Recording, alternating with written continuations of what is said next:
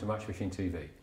In this week's episode, we'll be looking at the Maver match this qualifier at Larford.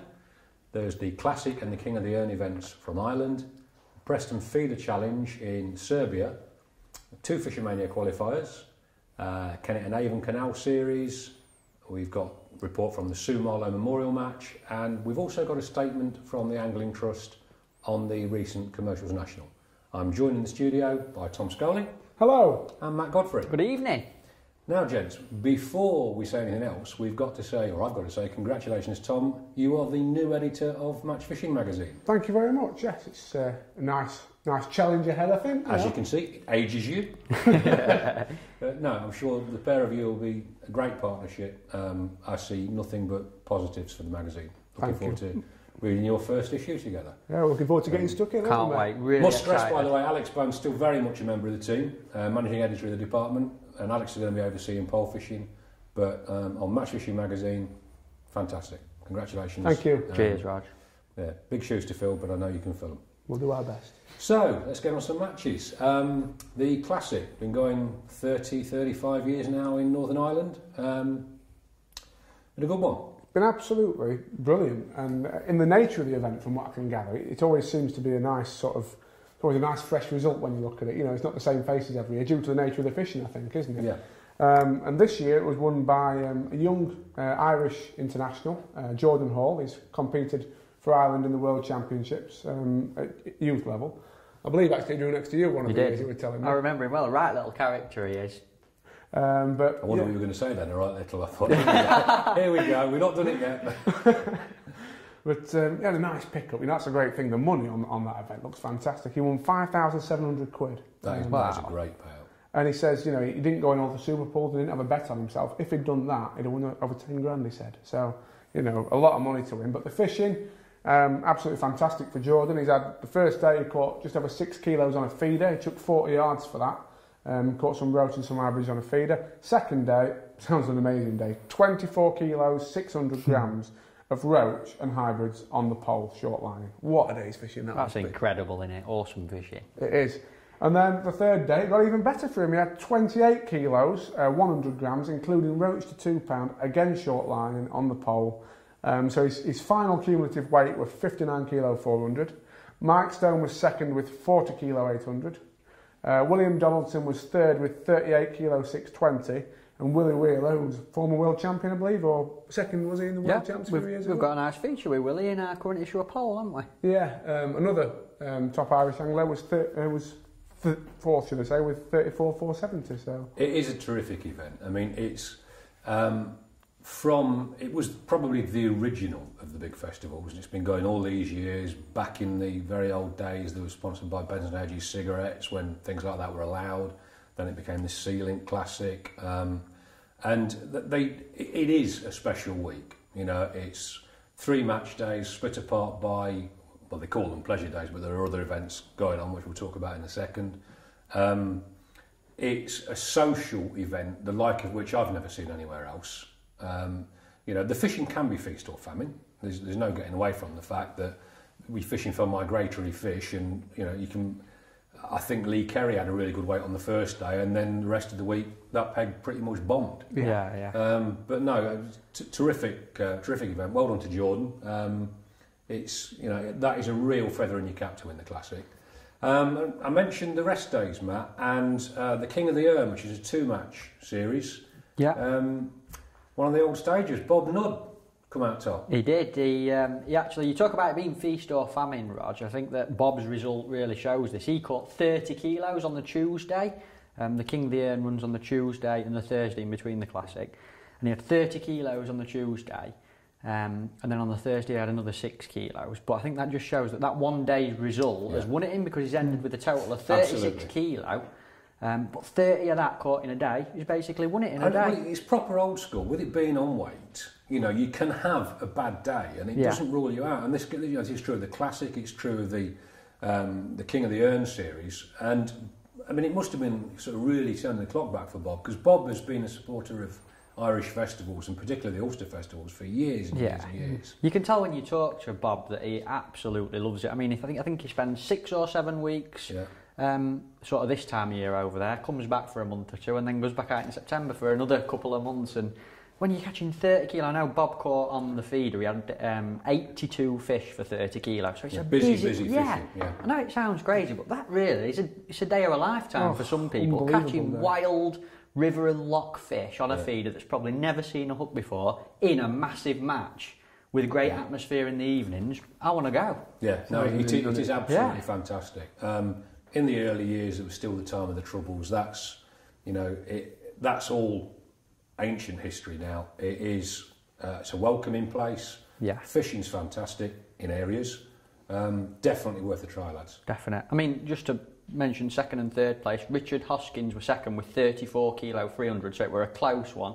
And Mr R. Hansen were third with 30 kilo, so good backup weights as well. Great. I noticed you didn't attempt to pronounce the name of Mr. Hansen. Well, I don't know if it was Rudger. Let's go with Rouger. Rouger. That sounds good. Rouger sounds good. It's a nice name, that, isn't it? R-U-D-I-G-E-R. Rouger. We'll sounds go with like that. A good angler. It's like a posh version of my name. Now, you mentioned Bob and Ireland. My brother lives in Donegal now, and a few years ago I went over there to go and watch Tigers play rugby. And I got off the plane at Derry Airport, walked into the arrivals lounge, and Bob's missus Bernie was sat there. What's going on here? But of course, she's from there, and that's one of the reasons he spent so long over there. Yeah. Definitely worth a try. Give those Northern Irish events a try. Tom, we had Steve Ringer in while you were away, and he was off to Serbia for the Preston Innovations Feeder Challenge. Yeah, it's an event that's run for the last sort of 3 or 4 years, this event, under various guys. I think Under 9 sponsored it one year, but it's basically, from what I can gather, the equivalent of the European Championship for the feeder teams of Europe, basically. And this year it was sponsored by Preston Innovations. It was held over in Serbia. And it was the Hungarian team that actually won it with 22.5 points. They had a cumulative weight of 25 kilos, but they won it on points anyway. Preston Holland was second. They had 25 points, weight of 27 kilos between the 4 anglers. And England, Preston England Green, we had a couple of teams in it, they were third with 28 points with a weight of 24 kilos. And that team comprised of Steve Ringer, who was obviously sat in this chair a couple of weeks ago, Eddie Bryden, who was I think he actually won this event last year, didn't he, Eddie? Yeah, he won it individually last year in Holland. Will Freeman was in there as well. Wayne Bartholomew and Jamie Harrison. Individually, Wayne Bartholomew was England's best performer. He had got the bronze medal. He had a weight of 8 kilos 500, I think, and 3 points. He was the best of a few anglers on 3 points. But there were 2 anglers on 2 points. Ben Van Eck from Holland and a Hungarian called Attila Erde. So, sounds like it was tough fishing, but... I'm going to say I had a look on Facebook, and Glenn Lawrence, the sort of vice manager, co-manager with Tommy, sent us a few pictures over while they were there. And it's interesting because you associate these feeder fishing matches with big fish and stuff, but they were catching 3 and 4 kilos of very small fish on the feeder, little catfish, little skimmers. A real specialist skill. But great fishing. Yeah. But I mean, the whole of Europe's been turned upside down in the feeder arena. It's not that long ago where we were the only country that did it, and then the Dutch took it on and took it to a new level, and now it's really, really competitive. And we saw that in Holland, didn't we, on our trip a couple of weeks ago. Some of them guys over there are so specialist at it. Yeah. Even the guys who fish in the float team, like Ian, the winner of the actual overall thing, he fishes in the float team, doesn't he, for Holland. But he just fished 2 feeder lines pretty much, and because, as you say, they're so specialist at it, aren't they? So, well done, Ben, and well done, Hungary. Matt, Fishermania round at Monk Lake. It was another big weight job there, Roger. It always is at Monk Lake, isn't it? This time of year, that venue's got to be one of the most prolific in the country. But what was no surprise to me was who the winner was. And this is the 3rd match this / Fishermania big money qualifier that is qualified for at Monk Lakes, and it's Perry Stone. Well done, Perry. £213. Double well done, Perry. An unbelievable day's fishing. Caught on meat on the long pole, so I think things now have really hotted up, haven't they? Yeah, the fish have spawned. They're catching on big baits like meat, £200.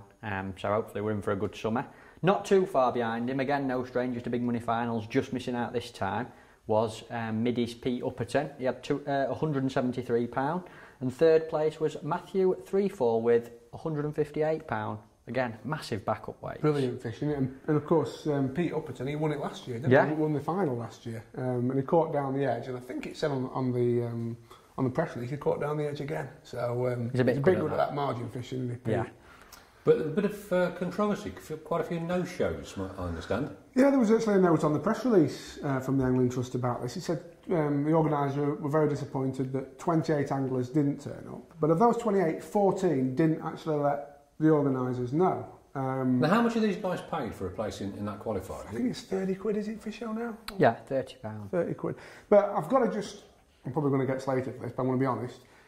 I last year or the year before, I didn't go to a couple of these matches, and I didn't let the organisers know, simply because whenever I've read about Fishing Mania before, you've got a big list of reserves and a load of people turn up. A waiting list, absolutely. So I've always thought, well, there's going to be 20 people there, one of them waiting to get on. Place, yeah. So one of them have my place. But I think it's important now that the format has changed. If you're not going to go, just let the organisers know, because nobody likes empty pegs. They can repeg it and maybe leave out a poorer lake or something. Definitely. Yeah. Or maybe even if there's people on the reserve list who haven't got him, let them know, you know. So. And the other one, another Fishing Mania qualifier, Barford. Yeah. Again, I really struggled to actually get any information about this on Facebook. There's a bit of a pattern emerging here with Fishing Mania. I mean, what's going on?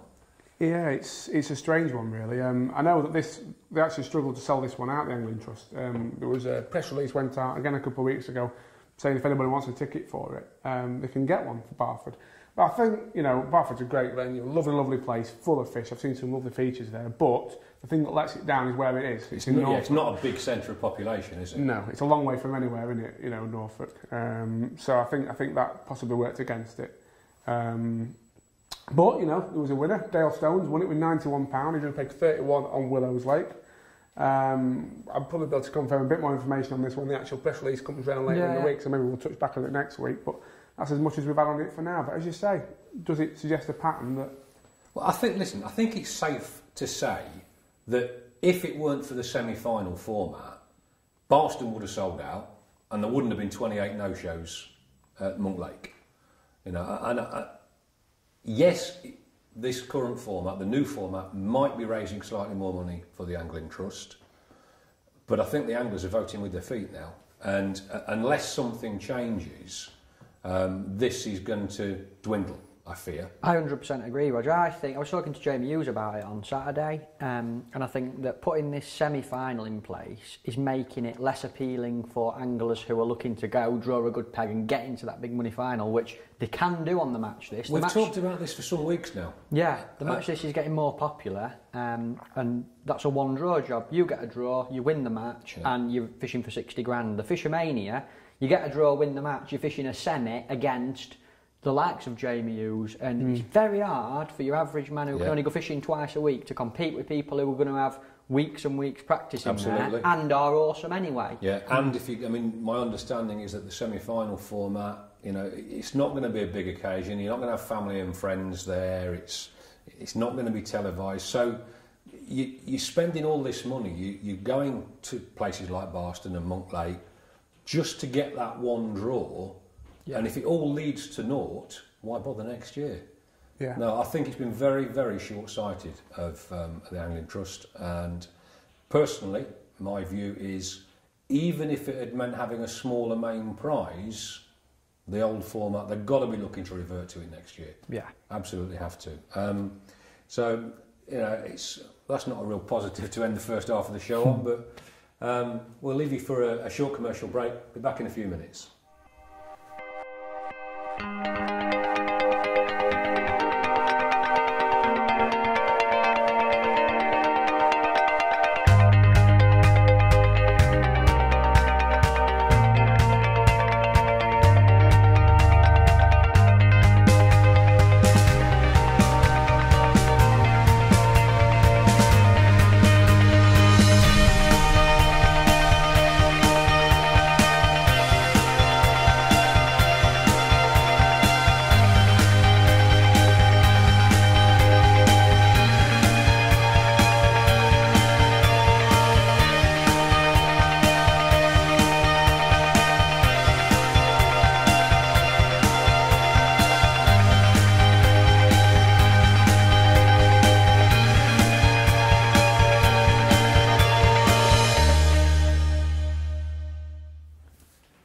Welcome back, and we got pulled up in the commercial break for a couple of errors in the first half. The Fishing Mania round, which I was eulogising about, was actually at Barford. I managed to say it was at Barston a couple of times.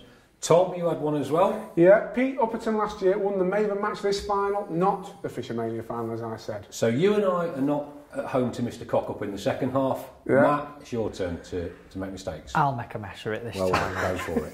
You might want to start by going for the Maver match this qualifier at Larford. Yes, it looked like, again, some massive weights caught, mostly from the specimen lake. Looking at the results, the top three all came off there.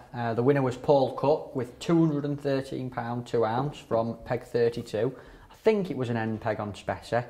And interestingly, second and third place was both towards that end of the lake but on the other bank. So talking to a few people yesterday at Tunnel Barn and looking at the results, it seems like a lot of the fish were down one end of the lake, which is interesting because it's a massive... It is a big lake, yeah, isn't it? so for them all to be pushed down one end, they're probably thinking about spawning or have just spawned. But second place was Max Galowski. I think that's how you pronounce it.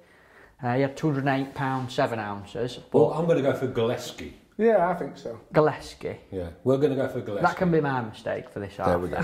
£208, but he actually went over in one of his nets, and it cost him winning it, didn't it? Yeah, by 4 ounces, apparently. Unbelievable. But yeah, it was quite funny really, because when they have the weigh sheets on the match they have a comment box after it, and he actually wrote in the comment box after, should have used 4 nets. Oh no, how painful is that? Well, I feel really sorry for him because he's had a carp, £22, and when you're catching like 4 or 5 of these big fish, you just put them in one keep net. Of course you do. Without really thinking about it, and it's hard to know. That is a tough call. Yeah, that really is a tough call. Personally, I wouldn't know if a carp was £18 or £20 or £20 or £22. Absolutely agree. Absolutely agree. Even specialist carp anglers don't know. Yeah.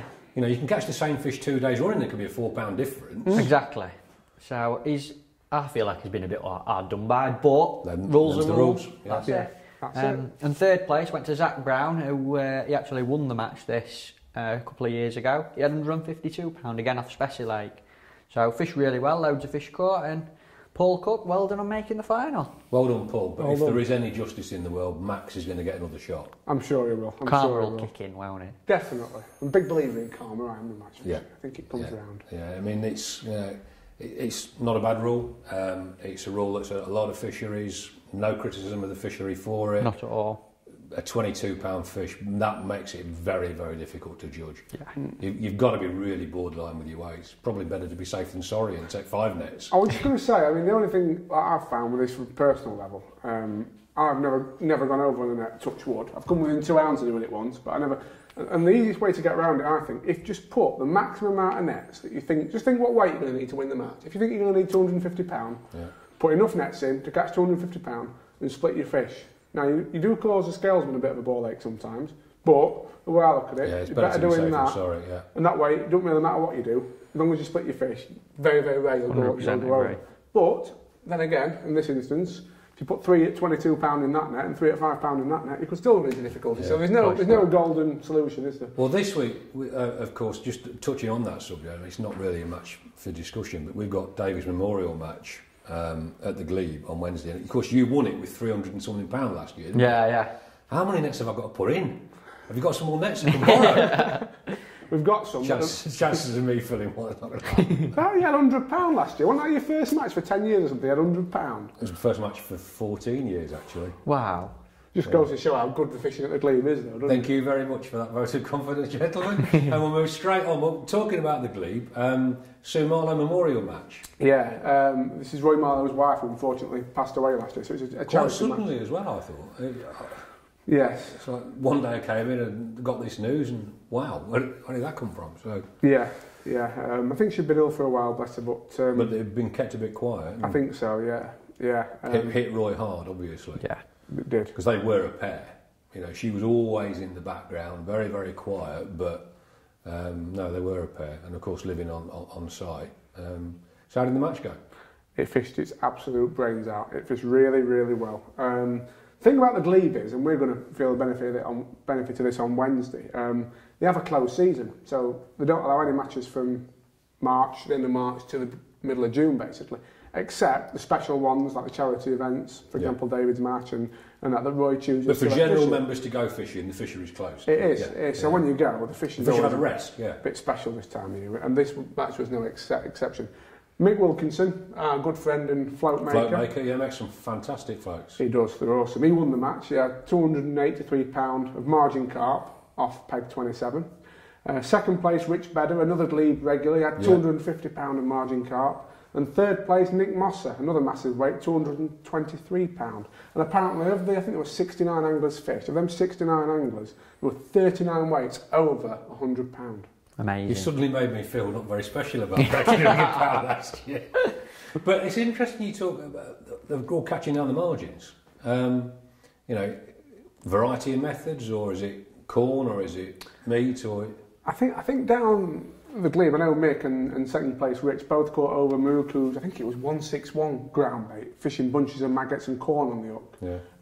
That's a method that works really, really well at the Glebe. But more broadly, this year, ground bait seems to have lost its edge a little bit, doesn't it? Yeah, it seems to be more particles, I've noticed, on a few fisheries. Pellets, corn, hemp, potting in particles. I wonder if, for 3 or 4 years now, potting in ground bait's been the in thing to do down the margins, and maybe stepping away from that. Everything goes full circle, doesn't it? Yeah, step away from that might be a bit of an advantage this year, so... Definitely. No, well done, Mick. Good result. Kennett Avon Canal Series, Matt. It fished really well, Rog. £19 8 ounce winning it. Mick Denton from Drennan, Oxford. He had 17 skimmers on the pole. I think he fished chopworm and castor and ground bait. But also he lost a few big carp, which is, we were only talking about carp in canals last week. Yeah, we were. But I'm sure you'll appreciate £19 of skimmers on a canal this time of year. He's had a great day's fishing. Runner-up was Steve Pomeroy. He had £13.9 again. Some skimmers, caught some roach as well, I think, on worms and casters again. And third place went to Ben Dukes with £10.14. But that canal's getting fished quite a lot at the minute, and it seems to be holding up really well. Double figure weights winning all the time, close to £20. It is a superb canal. There's no getting away from it. It holds a match. It's not one that you fish it one day, you go back the next day, you can't get a bite. Yeah. There's obviously a very, very good head of fish in it. It's always been, for that area, it's always been one of the regular venues used. I never got to fish it as much as I would have liked to have done, but no, like the Kennett Avon circuit. Do we know what happened team-wise? Yeah, I was just going to say, it's obviously a really good venue because you look at the league overall at the minute and there's 9 points separating the top 4, so it's a tight one. Yeah. Can't be too peggy if that's happening. Devises. Yes, I've got him on Hey, well done. Thank you, Matt. Preston Innovation Statures, they're winning the league with 198 points, and Drennan Board and Blue are second with 197, so there's a point in it. Thatcher's is old school. The Thatcher's side have been around for a very, very long time. Brilliant team, and they've been a breeding ground for some really, really good anglers over the years, Thatcher's as well, haven't they? Lee Edwards and Des Ship. And which is quite surprising when you consider the strength of the cider. Yeah. Hey, they all like a pint. They do, don't they? Yeah, you have to down there. Gets you through the day. We've also got a statement this week from the Angling Trust, Tom. I understand you've got it. This is... Now, let's just recap on... There were some issues with the Commercial National. Yes. Both this year and, for different reasons, last year. Yeah. There was a little bit of confusion when we were talking about it in the studio about the computer system that they'd used. Now, just to make this quite clear, in this year's event, in fact, in the Commercial National the last 2 years, they haven't used the iPad system. Yeah. But they have used a spreadsheet system when they got back to the headquarters. So, just make it quite clear that the system that we'd all seen at Evesham in the past and that has been used for 1 or 2 events wasn't used at this. This was pretty much an Angling Trust cock-up. And what did they have to say? Well, this statement's from Ben Thompson, who's the events organiser at the Angling Trust. And to be honest, we both know him really well. He's a great lad. He's trying really, really hard. And I actually, when I spoke to him on the phone and he gave me this statement, I just sort of said, I think there's been probably a lack of fair criticism of all fishing events in the angling media. So it might seem like we're all coming down hard on the Angling Trust, but actually it's a constructive thing. We hold them in high regard, and I made that clear to him. And, you know, he was very receptive to it. He said, first and foremost, I'd like to apologise to all the competitors who took part in the 2016 Commercial National, and especially to those who were affected personally and collectively. I fully accept the criticism that has followed and acknowledge mistakes of this nature in a matter of this magnitude are unacceptable, and we must do better to provide a positive experience for all participants. Our internal investigation revealed the Excel spreadsheet used to calculate the results was the cause of the issue, and while this is not an excuse, I would like to ensure anglers are aware of the reason. We have successfully trialled the match angling results system in both team and individual matches over the last 18 months and continue to pursue a more effective and efficient system. So he is trying, you know. Yeah. I think he's working against possibly an organisation that's stuck in the past a little bit, and he's trying to make a difference, and you know, I think they'll get there. I'm sure they will get there.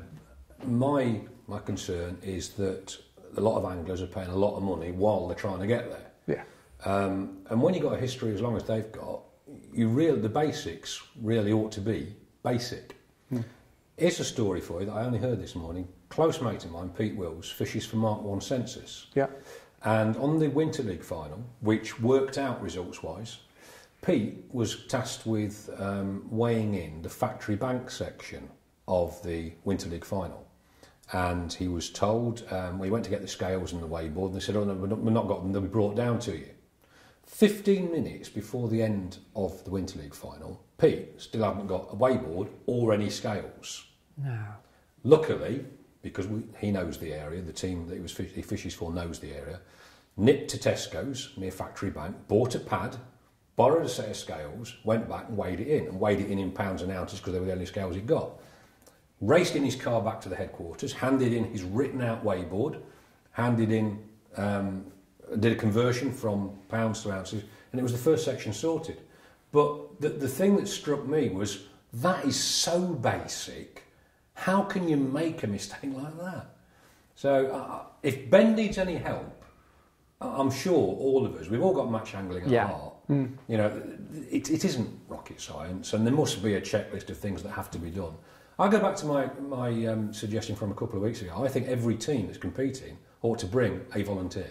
And that volunteer, one less banker and one more volunteer, if they're needed, get some match anglers involved in the process. Ben, you've got our support. Just whatever you need, mate, ask for it and we'll try and help. This week, this Friday, exciting news. We've got the first round of the Drennan knockout. Yeah, I think it's going to be a good match, don't you? I do, and I'm excited to see the result because tradition has it where the person who wins the final the previous year actually normally gets knocked out on the very first round. In fact, for the last 3 or 4 years, I've not known anyone get through. No, that is normally the way. So I'm going to have to pull out all the stops. Break the trend, Tom, break the trend. I'm going to have to try. But I've had a bit more involvement with the actual running of the event this year as well. And oh, well, in which case it's not going to happen. Yeah, I've done a really good pick. But yeah, I think there's some positive changes that we've been able to bring in, haven't there, Matt? Yeah. We've sort of talked a few things over. We've had more qualifiers this year. We've had 3 qualifiers, which has allowed us to generate a little bit of money, which we can obviously put with Drennan's very generous sponsorship. Drennan put in over £8,000, I think they put into it over the course of the matches. It's terrific, it really, and it is one of the titles that you absolutely want on your CV. Yeah, it's good. I mean, and the amount of money they put into it, twinned with the money we've generated from these qualifiers, we'll now be paying £1,000 out to the winner of every single round of the Drennan this year. It's great. And the main list on Friday's similarly impressive. We're paying the top 9. The winner's getting £1,000 down to, I think, is it £150 for 9? Yeah, I think like so. That? You sent me the sheet. It was just awesome payout. Yeah. How many fishing on Friday? If everybody turns up, it'll be 146 fishing. So it'll be a good match. With the top 60 qualifying for the second round on the New Junction Canal near Syke House. So. Well, let's go back to the venue for this Friday, the first round. Tunnel Barn Farm. Yeah. What are the timings? Because I'm sure with this kind of lineup you're going to have on the Drennan knockout, there's going to be people that would like to come along and watch. Absolutely. The draw will be at 8:30 with fishing from 11 a.m. till 4 p.m. All I would say, people are welcome to watch. Just be mindful, there's a lot of margin fishing at Tunnel Barn Farm. We'd rather you didn't walk up too close to the anglers when fishing down the edge. Keep well back. Keep the distance, and at the end of the match, by all means, go and have a chat. But yeah, absolutely, stay well away from the margins. Yeah, there'll be refreshments on after the match, burgers, etc., cold drinks. The facilities at Tunnel Barn are lovely. They've built a big new conservatory to help house our events, etc. So yeah, should be. And it's fishing really well. We went yesterday, didn't we? And we were there both days actually. And Pete Rice won the match on Saturday with £120, and it were quite tightly pegged as well. And then yesterday, Paul Bick won the match again with over £100, both from different lakes. So I couldn't predict where the winner's going to come from, could you? No. And is it mostly method feeder that I hear you say at the moment, or? Yes, method feeder with rice wrapped around the feeder, and I think they're fishing a little piece of orange on the hook. That would be helpful. Great. Well, best of luck to both of you for Friday. I hope you can break the jinx of the reigning champion. Fingers crossed. Because at the moment, you're still the Drennan knockout champion. I've got about... Yeah. Let's hope you're still the Drennan knockout champion come Friday. Well, I'm going to milk this right up to the final, aren't I? I've got 6 months left, aren't I? Sure. As long as you don't get I'm knocked still out. champion till the new champion's crowned, aren't I? Brilliant. Well done. Okay. In next week's show, we'll be covering... Well, I won't be covering because I'm not going to be here next week, unfortunately. And Tom, you're not here. No. Matt's going to be here, and Alex Bones is going to be in the hot seat here. He'll be covering the Maver match disqualifier at Partridge, Fisher Mania qualifier at Herronbrook, obviously round one of the Drennan knockout that we've just mentioned. One interesting point, Joe Carras has done some research on YouTube. By the way, episode 1 went over 10,000 views last week, so I think we're doing something right. But Alex needs to do more for the ladies, because at the moment, according to YouTube, we've got a 100% male audience. So hopefully Alex can bring the ladies in. I'm not going to do it topless. I'll see you in a couple of weeks. Show me back next week. Thank you.